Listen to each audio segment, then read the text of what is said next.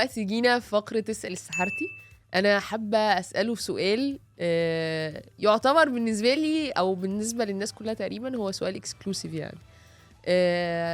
سحرتي أنت بقالك كتير جدا في مجال العقارات as a broker، بقالك قد إيه تقريبا؟ 12 سنة. 12 سنة. ليه قررت دلوقتي إنك تدخل مجال التطوير العقاري؟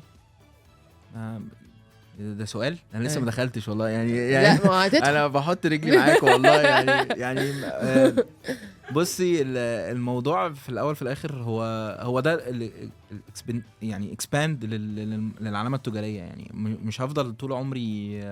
هو الموضوع في الاول في الاخر هو خوف يعني. انا كنت المفروض اخشها من زمان بس كنت خايف من ان انا اتسجن او ما معيش مطور قوي. انما دلوقتي معانا مطور ومعانا ملاءة ائتمانيه ومعانا بفضل الله حاجات كويسه جدا هننزل بيها الفتره اللي جايه. بس لسه ما بقتش مطور يعني عشان أيوة. برضو الموضوع يبقى حصري يعني. بس رايح في الطريق يعني ايدي على كتفك. رايح الموضوع في الاول في الاخر رايحين ان شاء الله. لا ما انا في ظهرك ما تقلقش. ماشي انت شلتني كتير. جه اليوم اللي اشيلك بقى اللي بتحطك على الطريق. جه اليوم اللي اشيلك بقى خلاص. بس والله يعني البركه في احمد سامي برضو بالسؤال يعني لازم انني تقريبا هو اللي بيقعد هنا بيقول احمد سامي. يعني هو المشكله في المكان تقريبا كده.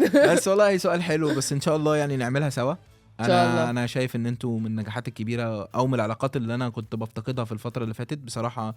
انتوا بجد بتساعدوا كل الناس. شايف ان عندكم يعني وينرز، حاجات ربحانه كتير انا ممكن استفيدها منكم. وفي نفس الوقت موضوع التطوير ده جه او ما جاش هو سعي. انا ما عليك الا السعي. لازم انا ما بعملش البيدكاست عشان انا اعلامي. انا بعمل البيدكاست عشان ذكر فان الذكرى تنفع يعني. عشان بس قدام شويه يبقى في ماتيريال الواحد يقدر يعرضها لاولاده ويكون فرحان بيها. مش ان هو كسب شويه فلوس او ان هو عمل حاجه. انا مش هدفي النجاح ابقى عمرو اديب يعني. لا خالص. طب سحرتي البروكر انت كده طولي معايا ساعه. سحرتي البروكر يقول ايه لسحرتي المطور لما يجي ينزل مشروع ينزل فين؟ لا كوميشن برضو بروكر. لا ما انت خلاص ما دي عدناها. بروكر كوميشن يعني كوميشن ان هو يتصرف في ميعاده يبقى في طريقه مختلفه. كوميشن از everything بالنسبه للبروكر. هتنزل يعني فين يا سحرتي؟